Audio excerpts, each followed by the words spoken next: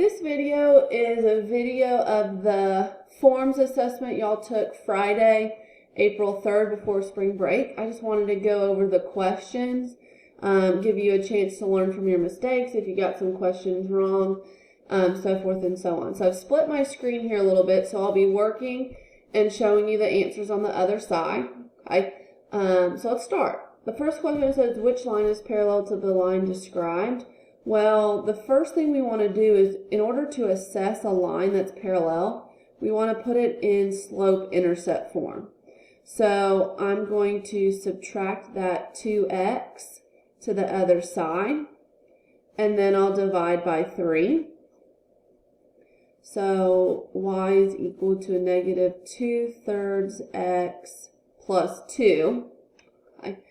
So what we're looking for, if it's parallel, we're looking for the same slope, and that's found in answer choice C. Number 3, it says find the center and the radius, or excuse me, number 2. I don't know why I said number 3. Oh, because the first question was your name. So the second question on this forms, we have x squared plus 2x plus y squared minus 10y equals negative 10.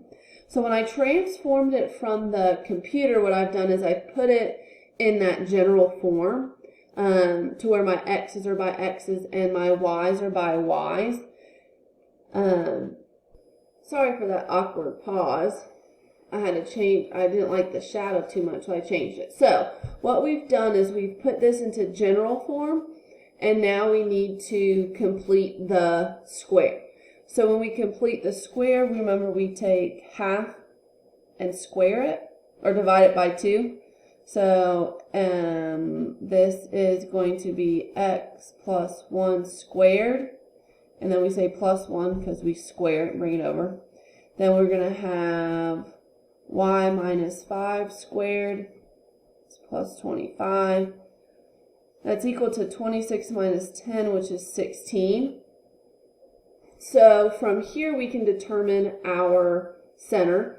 Our center is negative 1, 5. Remember, when you're doing the center, you're always doing the opposite side. And your radius is 4, because this is counted as r squared. So we have to take the square root. So the thing that matches that is D. That answer choice D. All right, next question here. We have, at what point does the line intercept the circle? So I'm going to solve that line for x, since x is positive. So I added the y and I added the 2.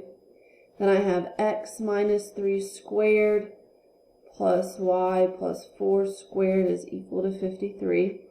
I'm going to substitute all this stuff in for x to find that intersection, or to help find it.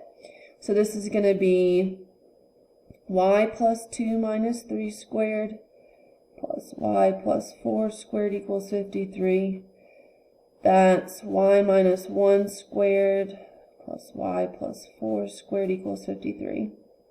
I can multiply this in my head, so I'm just going to show the work. You can take the time to multiply it out and see what matches. So this is y squared minus 2y plus 1 plus y squared plus 8y plus 16 is equal to 53. So we have 2y squared plus 6y plus 17 equals 53. 2y squared plus 6y minus, and then we'll say 17 minus 53 is 36. So at this point there's a GCF of 2, so I'm going to factor that out.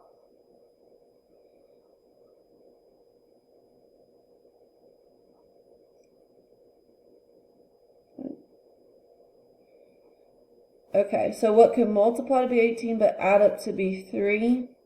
That's plus 6 and minus 3.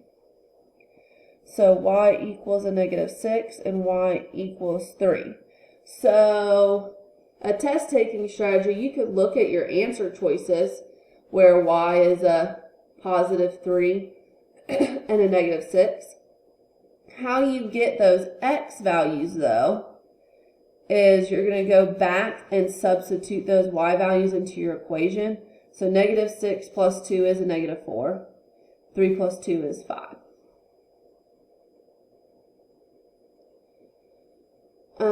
Which equation is graphed to the right? And be sure to consider a dilation. So what I would look at in this case, I have graph paper. I would look at my radii. So that is r squared. So if that's r squared, then my radius is like a little bit over 2. And so that's not true because I have a radius of 8. Same thing here. If I take the square root of that, the square root of 16, well, that's 4. Well, that doesn't have a radius of 4. So C and D are what's left. Well, you graphed an example in your homework, I think, where there's a dilation, there's a stretch. So if I divide this all out by 9, so for option C, if I divide by 9, I get x squared plus y squared equals 576 divided by 9 is 64. Well, again, that's r squared. So if we take the square root to find the radius, that's 8. And that's where you have your answer. P is a segment, and we want a 1:3 ratio. So we're going to take x1, so negative 11, add it to our ratio, times x2 minus x1. We'll take y1, which is 4, plus our ratio, and y2 minus y1. Okay, so this is negative 11 plus 1/4 times 10. Negative 11 plus 10/4. So this is 44. So we have a negative 34 divided by 4. But that's not an answer, right? So if I divide by 2, I get 2. What's that, negative 17? Right? Doesn't seem to be an answer either. Because that's 10 over 4. Let's see what happens when I do this one. So 4 plus 1, 4, negative 10. 4 plus negative 10/4. That's 16. 16, that's negative 6/4, which is negative 3/2, which doesn't exist. So, okay, so as I work this out and notice there's no answer choices, it's the way that the ratio is written. Unfortunately, when it says 1:2 and it's typed out in words, we should be able to just use that 1:2 or 1:3 as a fraction. So that should be, let's see, so like 1:3 is the same thing as 1:3, which is 1:3. So that should just be the ratio that we use. We don't have to add little a and little b. So if we do that, let's try this again. Negative 11 plus 1/3 times negative 1 minus 5. So negative 11 plus 1/3 times 10. Negative 11 plus 10/3. So if we change this, it's negative 33. But that's still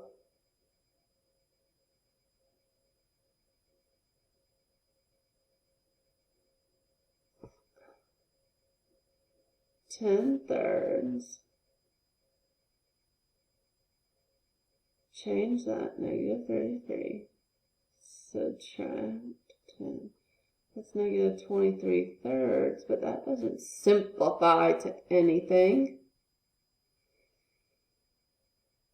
This is very interesting. But then if we take y1 plus our ratio times y2 minus y1, 4 plus negative 10/3.